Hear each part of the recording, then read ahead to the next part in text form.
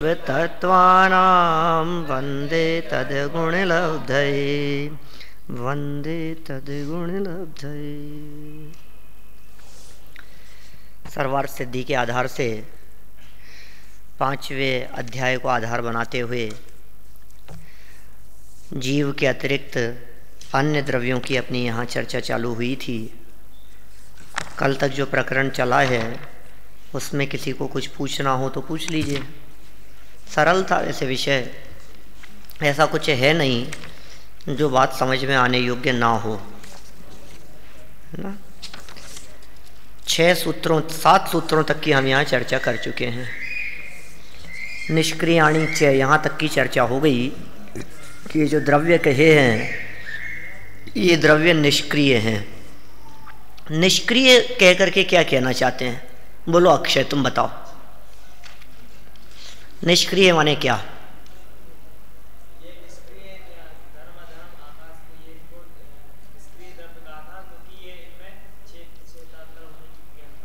बहुत बढ़िया, बैठो नीचे।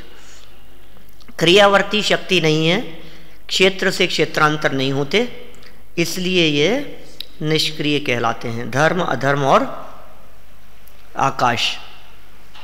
काल के बारे में भी पूछा था, कहा नहीं, क्योंकि काल का यहाँ अधिकार नहीं है, काल की यहाँ चर्चा नहीं है, इसलिए काल को नहीं मानना। और जीव और पुद्गल ये तो गमन करते हैं, इसलिए सक्रिय द्रव्य है। आगे बढ़ते हैं अपन। असंख्येय प्रदेशा धर्माधर्मेक जीवानाम। असंख्येय प्रदेशा धर्माधर्मेक जीवानाम। असंख्येयः प्रदेशा धर्माधर्मेक जीवानाम।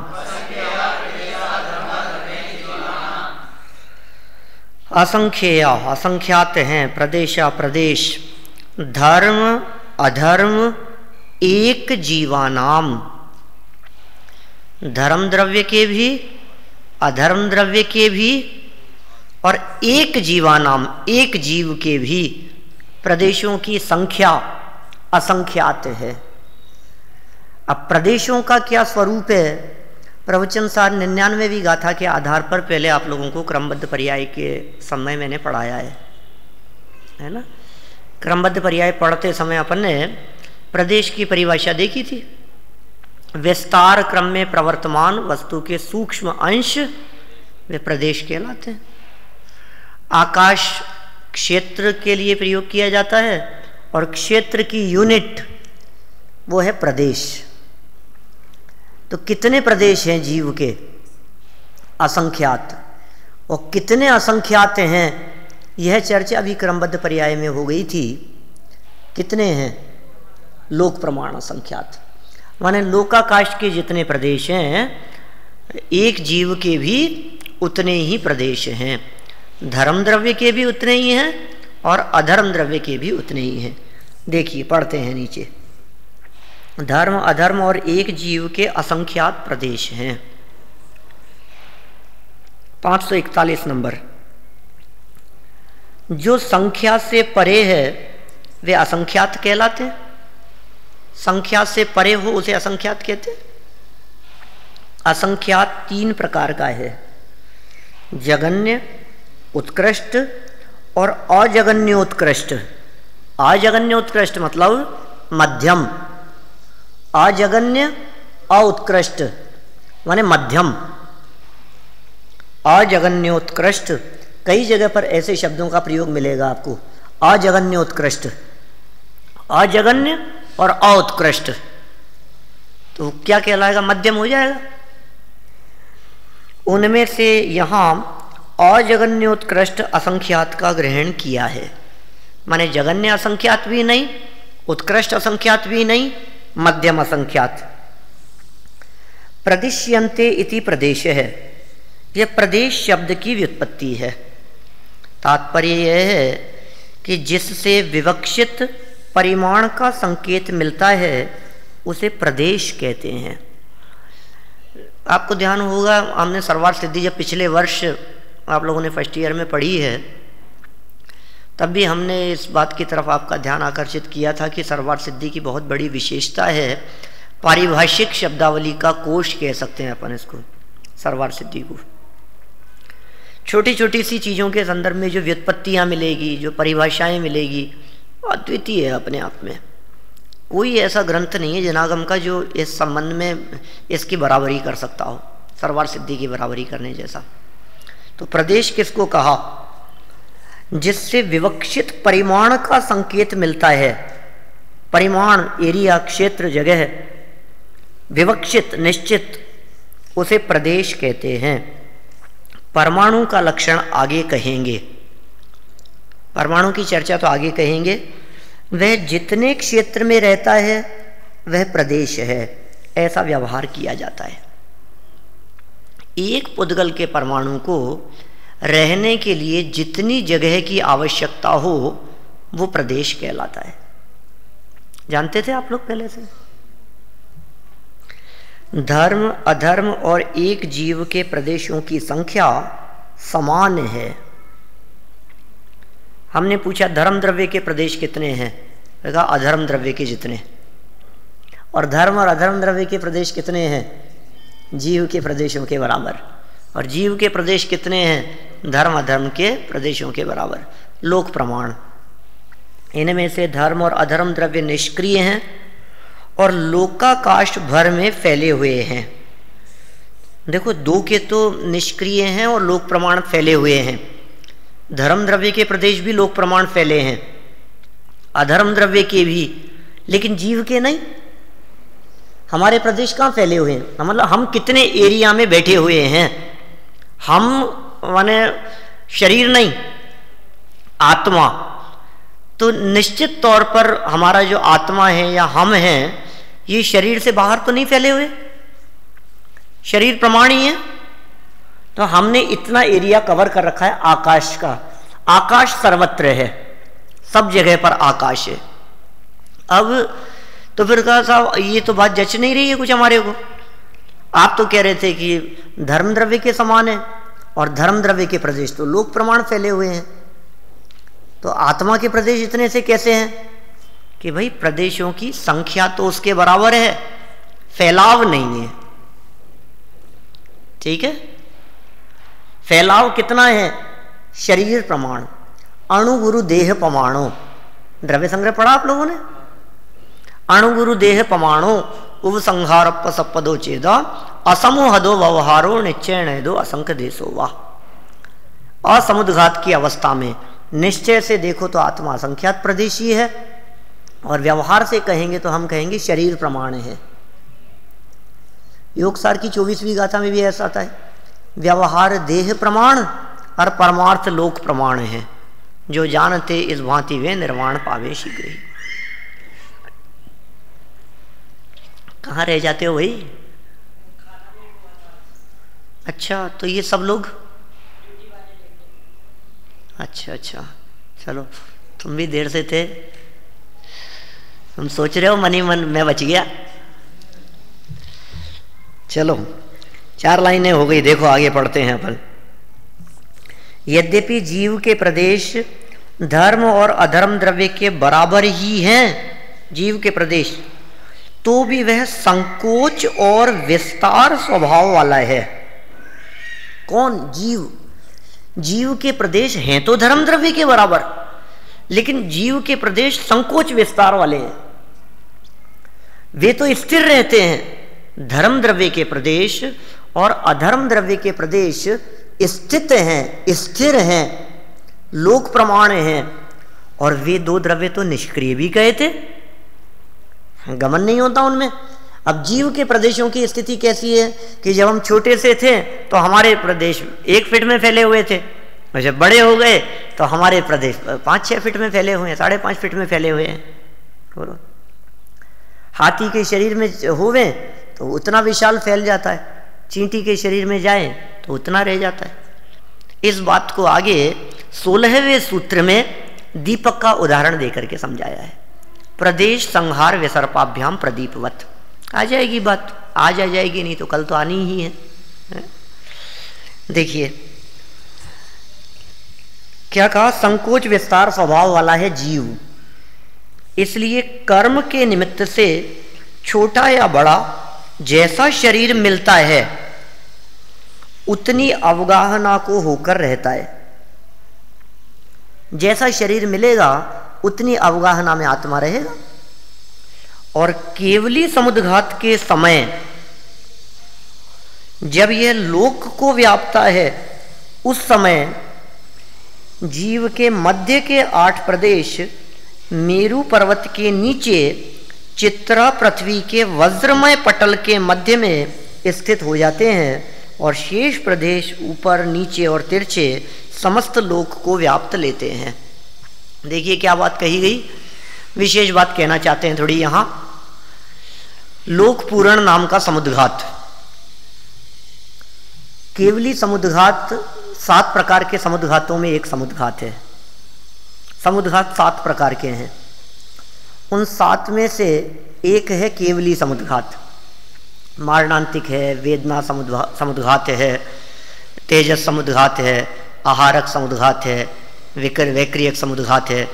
ठीक है ना, वेदना हो गया, कषाय हो गया, मारणांतिक हो गया, केवली हो गया ना 7। ये 7 समुद्घात हैं। अब इन 7 समुद्घातों में जो एक केवली समुद्घात है उसके भी 4 भेद हैं। केवली समुद्घात के, समुद्घात क्या होता है ये तो जानते हैं। समुद्घात क्या चीज होती है? हाँ, मूल शरीर को छोड़े बिना आत्मा के प्रदेशों के बाहर निकलने को समुद्घात कहते हैं। अच्छा, मूल शरीर को छोड़ के निकल जाए तो क्या होगा? मरण हो जाएगा। ये शरीर छोड़ करके आत्मा निकल गया तो मरण हो गया, लेकिन इस शरीर को तो छोड़ा नहीं और फिर भी निकला, तो फिर कैसे निकलेगा कि फैल जाते हैं प्रदेश। तो समुद्घात की स्थिति में जब प्रदेश फैलते हैं, शरीर के बाहर निकलते हैं, उसमें बात कर रहे हैं लोक पूरण नामक केवली समुद्घात की। तो ऐसी स्थिति में पूरे लोक में आत्मा के प्रदेश फैल जाएंगे। एक ही जीव के प्रदेश, उन केवली भगवान, केवली परमात्मा के आत्मा के प्रदेश पूरे लोकाकाश में, लोक पुरुष संठान उस आकार में फैल जाएंगे, व्याप्त हो जाएंगे। ऐसी स्थिति में सेंटर कहां है? तो इन्होंने कहा चित्रा पृथ्वी के नीचे, सुमेरु पर्वत के नीचे मध्य के 8 प्रदेश, वो लोक का सेंटर है, और उस पर आत्मा के मध्य के 8 प्रदेशों को स्थित करके बाकी संपूर्ण लोक के अंदर प्रदेश फैल जाते हैं। ये लोक पूर्ण समुद्घात की स्थिति होती है। इस स्थिति में आकाश के एक प्रदेश पर आत्मा का एक प्रदेश, ऐसी स्थिति बनेगी। आकाश के दूसरे प्रदेश पर आत्मा का दूसरा प्रदेश, आकाश के तीसरे प्रदेश पर आत्मा का तीसरा प्रदेश। इस तरह से पूरे लोकाकाश के प्रदेशों पर एक एक प्रदेश पर आत्मा का एक एक प्रदेश व्याप्त हो जाता है। समझ में आ गई बात? और जिस समय ये केवली समुद्घात नहीं होता तब क्या स्थिति बनती है? संख्या तो उतनी है, स्थिति क्या बनेगी? संकोच हुआ आत्मा का, संकोच अवस्था में है, तो लोकाकाश के कम प्रदेशों पर भी वो पूरा आत्मा आ जाता है। यही होगा ना, क्योंकि लोकाकाश तो बहुत बड़ा है। अब छोटे से एरिया में, हम इतने से एरिया में बैठे हुए हैं 2 फीट की जगह में। अब इस 2 फीट एरिया में, और जितना भी इसका पूरा एरिया होगा क्षेत्रफल की दृष्टि से, उतने एरिया में आत्मा के प्रदेश समाहित हो गए। यहां आकाश के प्रदेश कितने हैं?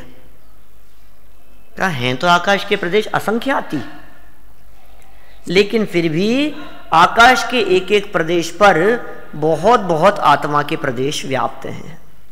बस ये बात इन्होंने यहां संकोच के संदर्भ में बतलाई है। संकोच विस्तार होता रहता है। समझ में आ गई बात? प्रदेशों की संख्या बतलाई है, धर्म, अधर्म और जीव की। आगे बढ़ते हैं, देखिए नेक्स्ट। कौन से? दंडाकार, कपाटाकार, प्रत्राकार और लोक पूरण। आत्मा के प्रदेश फैलते हैं उन सब में भी। देखो ऐसी स्थिति बनती है। मेरे पास में यहाँ कुछ है नहीं, कोई वो होता है ना आसन वगैरह इस तरह का बैठने का, जिस पर बैठते हैं, यहाँ नहीं है। कोई चीज़ ले लीजिए, पेपर ले लीजिए एक, कोई है कोई पेज,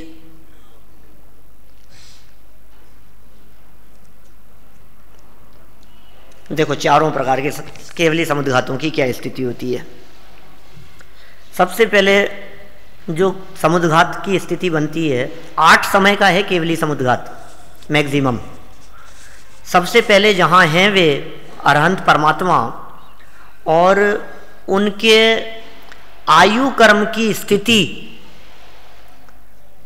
कम है और अन्य कर्मों की स्थिति अधिक है, तो आयु कर्म पूरा हो जाएगा तो बाकी के कर्म कहाँ रहेंगे, उनको मोक्ष में जाना है।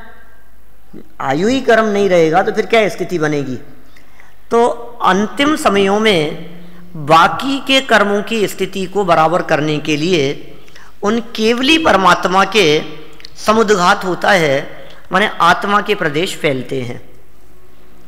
जिस तरह से कपड़ा यदि गीला हो तो उसे खोल दिया जाता है, फैला दिया जाता है तो जल्दी सूख जाता है, उसी तरह से बाकी कर्मों की अधिक स्थिति को कम करने के लिए ये समुद्घात की परिस्थिति केवलियों की होती है, सहज होती है अपने आप, कोई पुरुषार्थ का योग नहीं है। जहाँ बैठे हुए हैं ध्यान अवस्था में, या तो पद्मासन में होंगे या खड़गासन में होंगे, 2 स्थितियाँ हैं। जिस जगह पर वे बैठे हुए हैं, जैसे समझ लीजिए आप ये बैठे हुए थे इस जगह पर, इतना एरिया उन्होंने जगह घेरी हुई है। सबसे पहले है दंडाकार, माने जहां बैठे हैं वहां से ठीक इसी एरिया, इसी शेप में ऊपर तक और उसी शेप में नीचे अधोलोक तक आत्मा के प्रदेश फैल जाएंगे। ये स्थिति है दंडाकार। समझ में आ गई बात। यहां बैठे थे ऐसे, अब ये प्रदेश ऐसे ऊपर से नीचे तक फैल गए, तो स्थिति कैसी बनेगी दंडाकार की, ये देखो आप ऐसा समझ लो आप,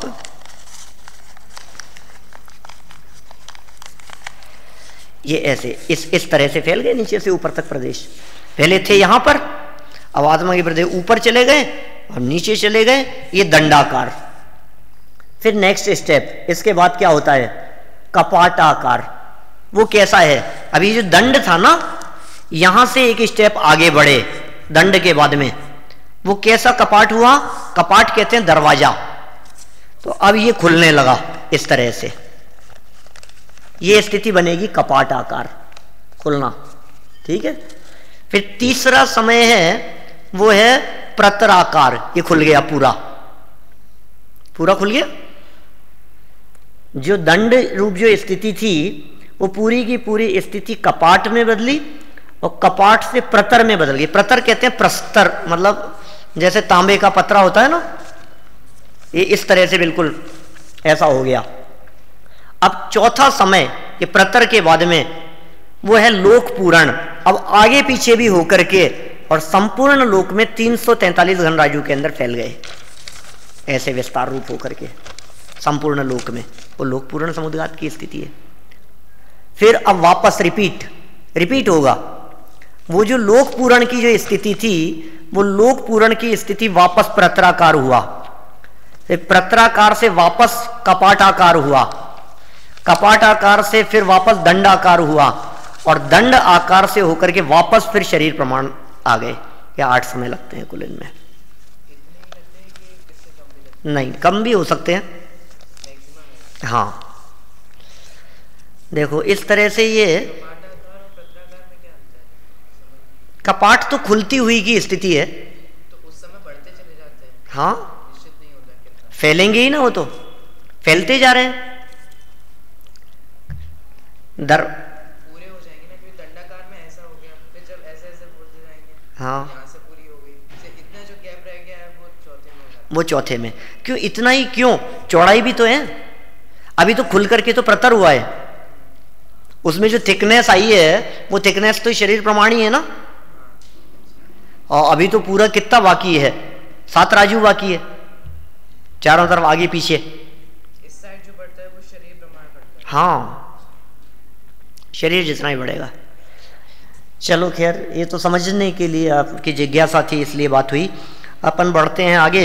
नेक्स्ट सूत्र है प्रदेशों की संख्या संबंधी ही आकाश की बात बतलाने वाला। आकाशस्यानन्तः, आकाशस्यानन्तः, आकाशस्यानन्तः। सूत्र भी याद होते रहने चाहिए। आकाश के अनंत प्रदेश हैं। आकाशस्य, आकाश के अनंतः, अनंत प्रदेश हैं। नंतः, अनंत प्रदेश हैं। देखिए 543, जिनका अंत नहीं है वे अनंत कहलाते हैं। अनंत क्या है? समाधान प्रदेश। किसके? आकाश के। पहले के समान इसके भी प्रदेश की कल्पना जान लेनी चाहिए। पहले के समान जान लेनी चाहिए का मतलब पिछले सूत्र में प्रदेशों की चर्चा थी ना, असंख्येया प्रदेशा।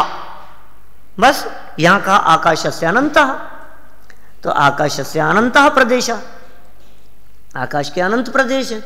अब प्रदेश शब्द यहां बतलाया नहीं, पिछले सूत्र से समझ लेना चाहिए। अर्थात जितने क्षेत्र में एक परमाणु रहता है उसे प्रदेश कहते हैं। प्रदेश का यह अर्थ यहां जानना चाहिए। एक तो प्रदेश शब्द के का संबंध कर लेना चाहिए, और प्रदेश शब्द का अर्थ भी जितने क्षेत्र में एक परमाणु रहे वो जान लेना चाहिए। अमूर्त द्रव्यों के प्रदेश कहे। अब मूर्त पुद्गलों के प्रदेशों की संख्या ज्ञातव्य है, अतः उसका ज्ञान कराने के लिए आगे का सूत्र कहते हैं। संख्येया संख्येयाश्च पुद्गलानाम, संख्येया संख्येयाश्च पुद्गलानाम, संख्येया संख्येयाश्च पुद्गलानाम। देखो पुद्गलों के संख्यात, असंख्यात और अनंत प्रदेश हैं। कहां से आया ये? सूत्र में क्या लिखा था? संख्य असंख्याश्च, संख्यात और असंख्यात।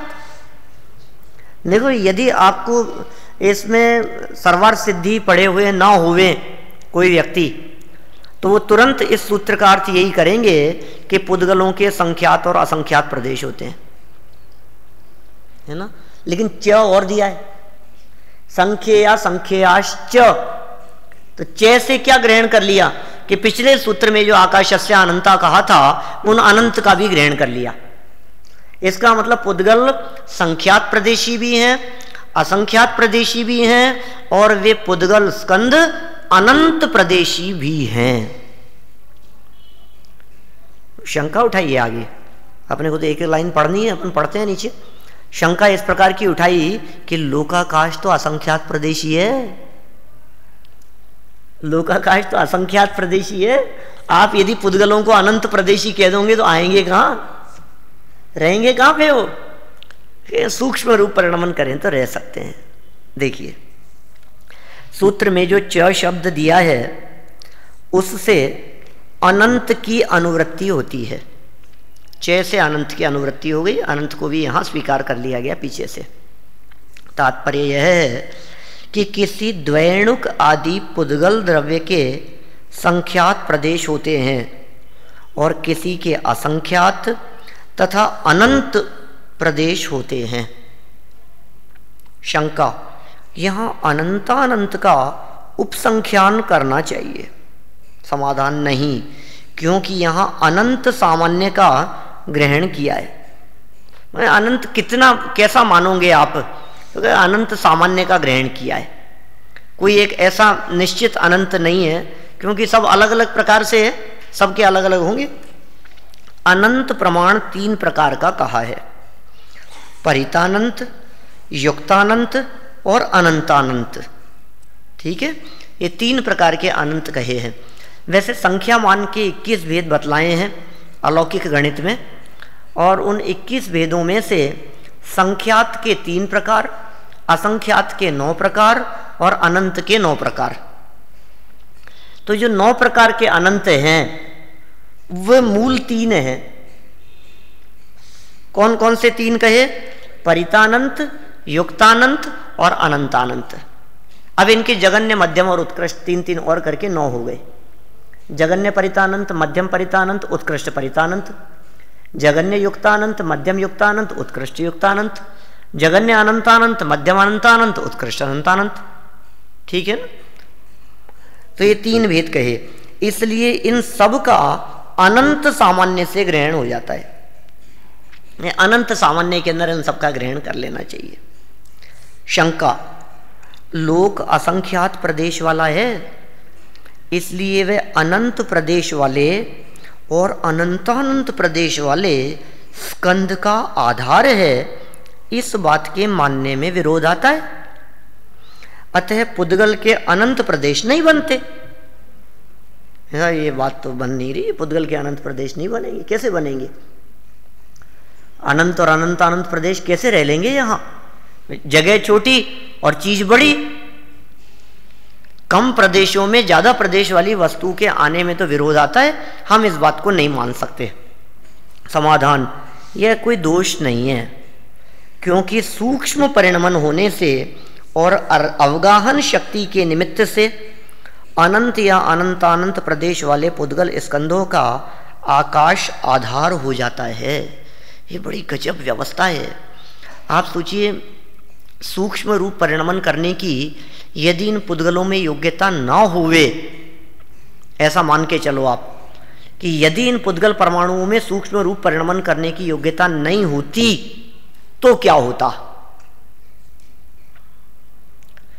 तो मा ही नहीं सकते थे, रह ही नहीं सकते थे। और इनमें सूक्ष्म रूप परिणमन करने की योग्यताएं, इससे ये निकल करके सामने आती है बात कि आपके सीडी में, पेन ड्राइव में कम स्पेस में ज़्यादा से ज़्यादा पुद्गल परमाणु, और सभी पुद्गल परमाणु स्वाधीनता रूप से रहकर एक दूसरे को डिस्टर्ब किए बिना वे पुद्गल परमाणु रह सकते हैं।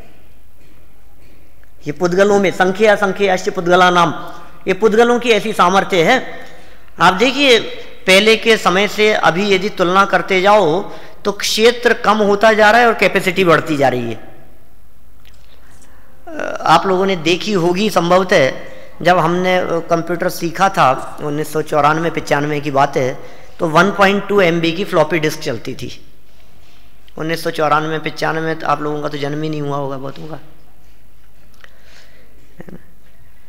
उस समय फ्लॉपी चलती थी, 1.2 MB कैपेसिटी थी उसकी। फिर उसके बाद में साल 6 महीने में ही 1.2 MB की जो साइज थी ना, मतलब करीब करीब 6 इंच लंबी 6 इंच चौड़ी, उसके बाद में 1.44 MB कैपेसिटी की उससे छोटी साइज की फ्लॉपी आई। फ्लॉपी तो देखिए, 1.44 MB साइज थी उसकी, छोटी साइज, 3 इंच लंबाई 3 इंच चौड़ाई, इतनी सी। हम खूब फ्लॉपी के अंदर रखते थे, हम लोग यहाँ जब काम करते थे तो फ्लॉपी के अंदर सेव करके रखते थे, मैटर उसके अंदर कॉपी करते थे। 1.44, फिर उसके बाद में फिर और बीच में कई इस तरह की ड्राइव वगैरह आती रही जिनके अंदर साइज और छोटी हुई और कैपेसिटी बढ़ती चली गई। फिर जब सीडी आ गई तो सीडी की कैपेसिटी बहुत ज़्यादा, 700 MB की कैपेसिटी उसकी। फिर सीडी के बाद में डीवीडी, पेन ड्राइव आ गई अब तो।